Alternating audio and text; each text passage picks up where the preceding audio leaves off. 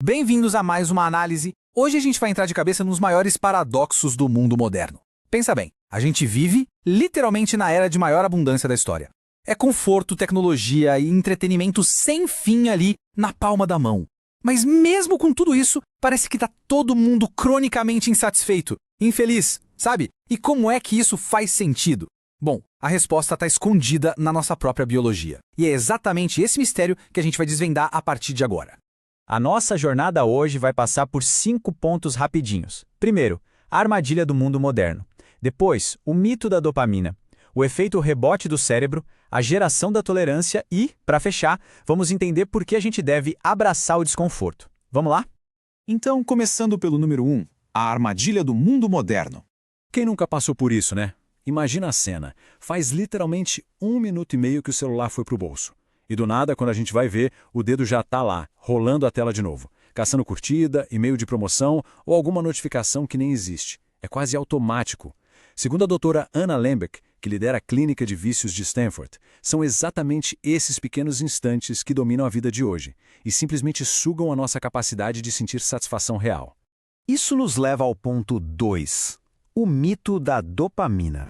Aqui, a pesquisa da doutora Lembeck traz um balde de água fria numa ideia super comum. Desde que o neurofarmacologista sueco Arvid Carlsson descobriu a dopamina lá em 1957, o que inclusive rendeu um prêmio Nobel para ele, muita gente começou a chamar a dopamina de o hormônio do prazer. Mas olha só, isso está completamente errado. A dopamina não é o prazer em si. Ela é, na verdade, o mensageiro químico da motivação. Ela é o que empurra a gente para ir atrás da recompensa. É a molécula que faz a gente agir, que evoluiu por milhões de anos justamente para fazer o ser humano evitar a dor e buscar o alívio. Louco isso, né? E aí que entra o nosso terceiro ponto, o efeito rebote do cérebro. A nossa biologia trabalhando é um negócio fascinante. O nosso organismo luta o tempo todo para manter uma coisa chamada homeostase, que é basicamente o nosso equilíbrio interno. É como se fosse uma gangorra. Quando a dopamina dá aquele salto gigante porque a gente fez ou consumiu algo muito estimulante, a gangorra do cérebro pesa com tudo para um lado. Mas a natureza cobra a conta. Para devolver o equilíbrio, o corpo é obrigado a compensar pesando o outro lado da gangorra. Ou seja, o nível de dopamina não volta só para o normal. Ele cai drasticamente para baixo da linha de base. E o que isso significa na prática? Significa que o custo do prazer é um estado temporário de abstinência. Aquela queda vertiginosa da dopamina se traduz, para quase todo mundo, como ansiedade, irritabilidade, uma sensação meio depressiva e, claro, aquela fissura incontrolável de buscar o estímulo de novo. Lembra do celular voltando para a mão de forma automática? É exatamente esse momento em que o cérebro está pedindo mais. Vamos então para o ponto 4, a geração da tolerância. Tem uns dados de experimentos com ratos que são impressionantes e um pouco assustadores, para falar a verdade. Olha só como diferentes coisas simplesmente sequestram o cérebro. Comer um chocolate aumenta a dopamina em mais ou menos 55%. O sexo dá um salto de 100%. Aí quando a gente vai para substâncias como a nicotina ou a cocaína, esse pico chega a 150% e 225%. E o problema é o seguinte, quando o cérebro é bombardeado com picos desse tamanho toda hora, ele cria uma armadura, ele cria resistência. A partir daí, passa a exigir doses cada vez maiores e muito mais frequentes só para a gente sentir aquela mesma coisinha das primeiras vezes. É assim que nasce a famosa tolerância. E trazendo isso para nossa realidade, a gente não está falando só de substâncias químicas, não tá? A gente está falando daquele fast food super processado, de videogames que são desenhados para grudar a nossa atenção, de álcool e, obviamente, daquela telinha brilhante dos smartphones.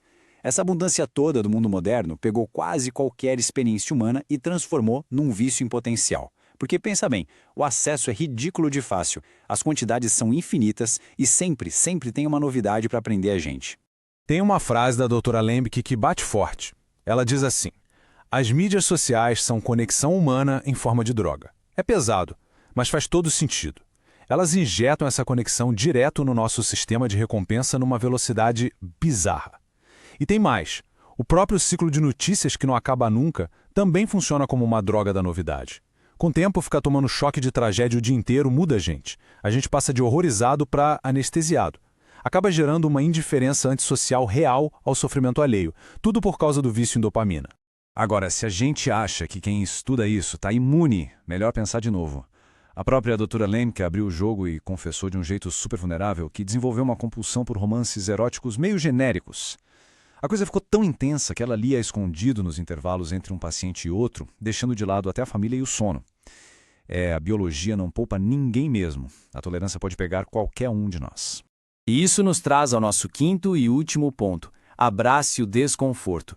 A saída dessa armadilha começa virando a chave de um paradigma. A nossa sociedade abraçou uma ideia muito perigosa, de que a gente precisa eliminar a dor a todo e qualquer custo. A gente foge automaticamente de sentimentos supernormais, tipo o tédio. Ninguém aguenta mais ficar entediado. E pior, a pesquisa aponta como o uso indiscriminado de remédios psiquiátricos para abafar desconfortos que são totalmente naturais do ser humano acabou impulsionando tragédias reais, tipo a gravíssima crise dos opioides. E essa nossa fobia de sentir dor afeta até o jeito de educar. Hoje rola um medo absurdo de deixar as crianças passarem por qualquer frustração ou angústia. Só que o que acontece quando a gente coloca elas numa bolha totalmente livre de sofrimento? A gente acaba roubando a chance vital de construir força mental, aquela resiliência que elas, com certeza absoluta, vão precisar ter para encarar a vida adulta. Então, qual é a grande sacada aqui para resolver isso? É mudar como a gente vivencia o mundo, em vez de ficar usando telas e pílulas para tentar se adaptar a ele. A gente precisa se reconectar com o desconforto. Doses pequenas de um sofrimento voluntário, como encarar um banho gelado, por exemplo, ajudam pra caramba a resetar a balança do cérebro. A gente precisa reaprender a ficar no tédio sem puxar o celular do bolso em 2 segundos. E, acima de tudo, frear o uso excessivo de remédios para evitar dores que, no fim das contas, são justamente o que nos tornam humanos. Para fechar a nossa análise, fica uma pergunta de impacto para a gente refletir. Já que a gente viu que buscar estímulo o tempo todo destrói a nossa capacidade de sentir satisfação de verdade, o que dá para fazer diferente? Qual pequeno conforto a gente estaria disposto a abandonar hoje? Não como um castigo, tá? Mas como um jeito de reprogramar o cérebro para voltar a aproveitar a vida para valer. Fica aí o convite para essa reflexão. Um abraço gigante e continuem explorando. Siga essa conta, faça sua inscrição para receber mais reflexões. Para uma reflexão mais aprofundada, busque Rogério Santos Medeiros no YouTube, se inscreva e veja os vídeos.